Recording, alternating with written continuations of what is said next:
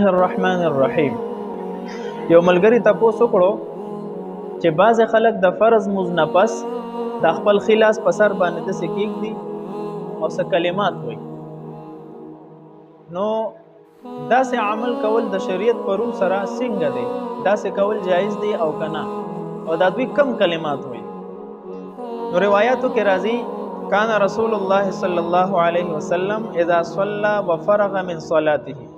رسول الله صلی الله علیه وسلم با چې کله د مز نه فارغ شو، یمسح یمینه علی رأسه، نو خپل خلاص مبارک په سر باندې کې غوستو.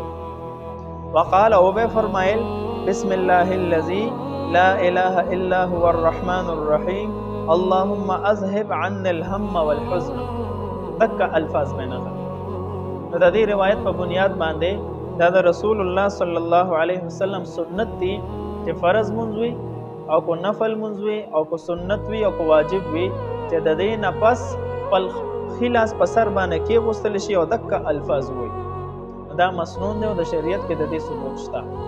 سلام.